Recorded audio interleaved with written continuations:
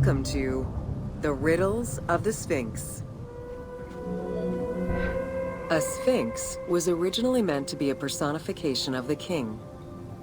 The human head, wearing pharaonic regalia, was fused with the body of a lion, thus sharing the qualities the powerful animal possessed, namely its power, the swiftness of its attack, and its majestic authority. By these very virtues, it was also considered a symbol of protection. Unsurprisingly, statues of sphinxes could be found along the dromas, protectors of the path taken by the gods to reach the temples. Over the centuries, enthusiasts and historians alike have wondered, who built the Sphinx? For what purpose? And who does it represent?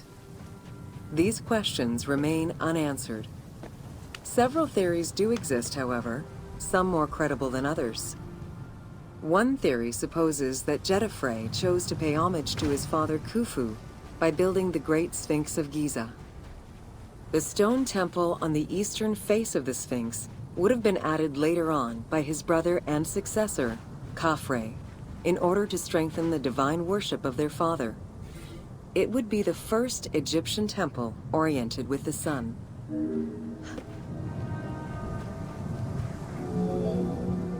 Another theory suggests that the Sphinx was built by Khafre and was meant to represent him. The arguments to support this hypothesis are based on the fact that the limestone beds used for the main work of the Temple of the Sphinx are geographically and architecturally similar to the Valley Temple of Khafre. Some believe that Khufu himself built the Sphinx, which was later finished under his successors, Jedefre and Khafre. These arguments are based on the stylistics of the engraving, the typology of the nemes, and the absence of a beard at the time of construction. While ancient Egypt as a whole leaves a rather monochrome vision of its monuments and statuary, it is vital to understand that in ancient times, absolutely everything was painted. The sun, eating away at the pigments of the colors, the sand, the climate, and the implacable impact of time unfortunately destroyed the glorious colors of the Sphinx of Giza. Documents from an Arab Egyptologist of the 12th century, Abd al-Latif al-Baghdadi, indicate that traces of red were still visible in his time. Today, however, the only color that remains are traces of red close to the ears of the Sphinx, as well as hints of blue and yellow on the nemes, traditional colors for that type of headdress. The pigments for the color red were man-made, obtained by mixing different products such as clay, quartz sand, and very finely crushed hematite. Red had a strong symbolism in ancient Egypt. It was both the color of life and the color of death. It could represent the sands of the desert or the brilliance of the sun. Red was also associated with the god Seth, vengeful and destructive. The Egyptian word for red, deshur, is also the word which was used to signify the desert, or the royal crown of Lower Egypt. In art, red was also the color used to paint the bodies of men, while yellow was used for women. It is possible that there were also color restoration efforts during the Saite period about 600 years before Cleopatra's rule, as indicated by notes on the inventory stele, discovered in 1858 by Auguste Mariette. It is because of this that the team made the decision to display it with its full range of colors, even though the Sphinx's colors would have likely faded by Cleopatra's time. Dating from the 4th dynasty, approximately 2600 to 2500 BCE, the Great Sphinx of Giza is the oldest and largest sphinx that we know of. Carved from a natural limestone outcrop, the Sphinx measures 19.8 meters in height, 73.2 meters in length, and 14 meters in width.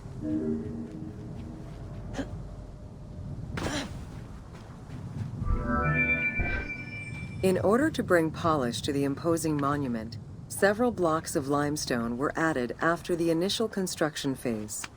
Since then, there have been numerous attempts at preservation. The polish present in the game integrates some aspects of modern restoration attempts. The team made this choice to present a more iconic version of the Sphinx of Giza to the player. Today, the Sphinx is called the Terrifying One. This appellation is translated from its Arabic name, Abu al-Hal, which in turn was derived from Baluba in Coptic.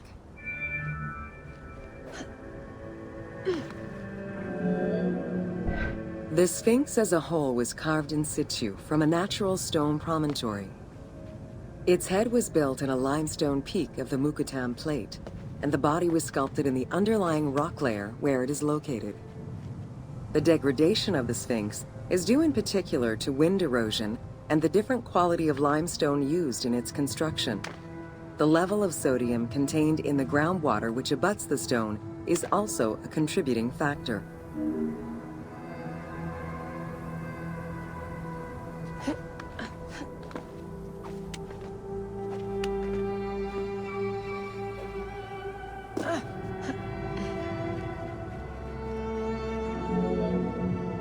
The natural bedrock is seen through the oblique natural strata of the Sphinx's body that are similar to the surrounding limestone.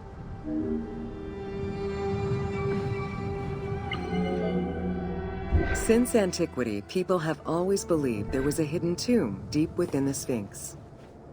It is thought that attempts to plunder the Sphinx began as far back as the First Intermediate period. Since then, numerous attempts to pierce the Sphinx's secrets have been carried out, leaving indelible scars upon the monument.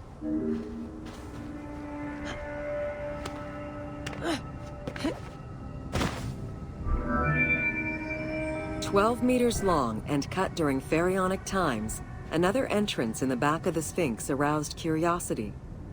Although Thutmose IV attempted to seal it off, it was possibly reopened by treasure hunters. It was rediscovered by Howard Vyse and mapped more recently by Mark Lehner. This entrance at the back of the Sphinx leads to different cavities of a few meters each, in directions going inside the statue's body and under the surface. The team has used this opportunity to extrapolate a little more.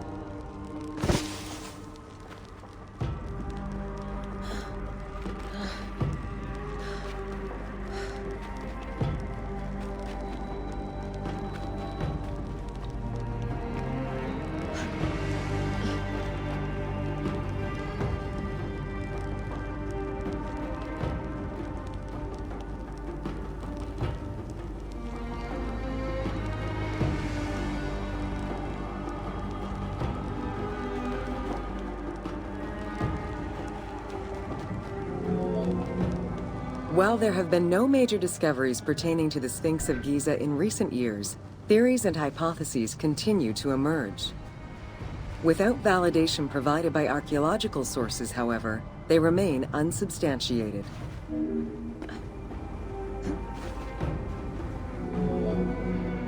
The first of the main theories as to the Sphinx of Giza's meaning posits that the Sphinx was originally a massive representation of the god Anubis. Its principal arguments are that the head of the Sphinx is disproportionate compared to the size of its body. The second theory believes that the representation of two sphinxes on the stela of Thutmose IV would indicate that another stone sphinx had existed on the site itself, possibly even in paired symmetry on the other side of the Nile. However, neither of these theories can be verified in any way.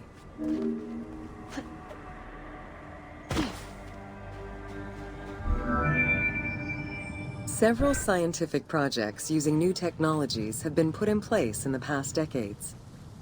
The most important was led by Mark Lehner and his team, who specialize in the study and survey of the Giza Plateau, including the Sphinx site. The mapping made it possible to see the materials used to construct the Sphinx, analyze the different layers of erosion, and figure out the most fragile areas to protect. After a few attempts at giving the Sphinx artistic proportions, the team instead decided to use photogrammetry mapping to faithfully reproduce the proportions of the Sphinx.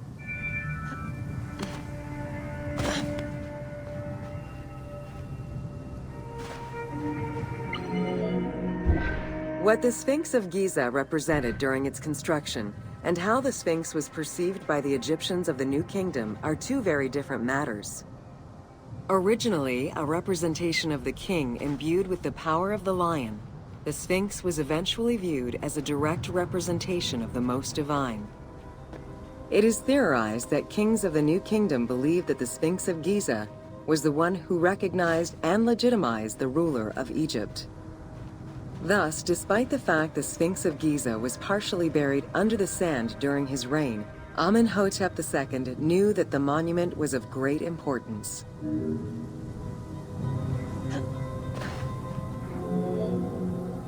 Amenhotep II built a second temple dedicated for the Sphinx as Horamakhet to pay homage to Khufu and Khafre, his predecessors.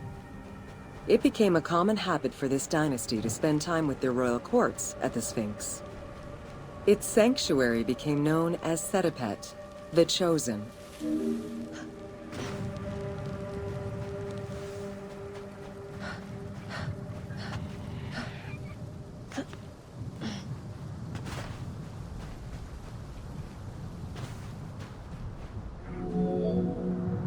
Egyptologist Mark Lehner believed that Amenhotep II built a statue of himself anchored between the paws of the Sphinx, likely to legitimize his reign, alongside a stela found by Salim Hassan.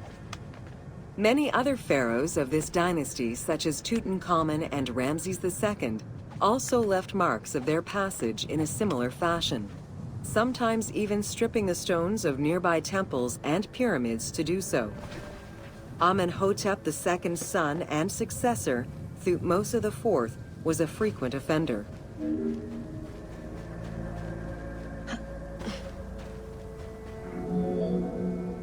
While sleeping between the Sphinx's paws, the future Thutmose IV saw in a dream the god Horamakhet proclaiming his coming accession on the throne of the two lands.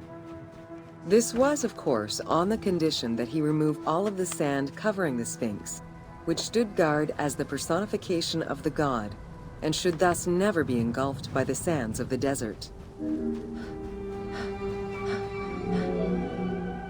The 15-ton dream stela built by Thutmose IV to commemorate his dream was discovered by an Italian Egyptologist, Giovanni Battista Caviglia, in 1818, when he undertook the task of freeing the Sphinx from the sand, which had yet again covered it. Caviglia was looking for an entrance into the structure of the Sphinx, but instead he discovered an open-air chapel and stelas between the paws.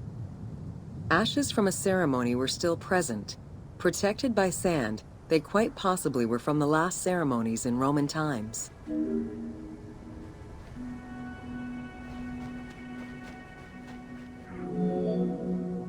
That same year, Caviglia discovered fragments of the Sphinx's beard that had probably been added during the New Kingdom. If many of these pieces are held by museums in Cairo, a fragment is displayed at the British Museum, along with a piece of the uraeus that was on the Sphinx's headdress. It is believed this fragment of beard was possibly kept in place thanks to the statue of Amenhotep II, which was supposed to be located under the head of the Sphinx.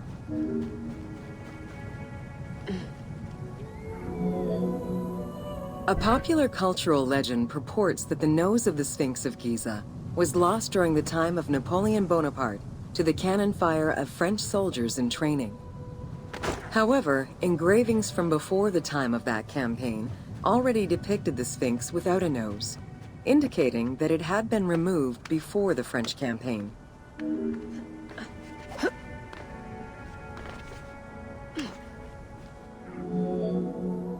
The most plausible hypothesis is based on the research of the German historian Ulrich Harman. During the 1980s, Harman compiled medieval sources written by Arab authors. In doing so, he discovered that the Sphinx was once perceived as a favorable omen, a deity supporting sediment-nurturing floods and crops. Around 1378, a Sufi by the name of Muhammad Sa'im al-Dar could not stand this vision of the monument, and in an iconoclastic act, broke the nose of the Sphinx. According to the texts, he was then hanged and burned between the legs of the Sphinx for his crime.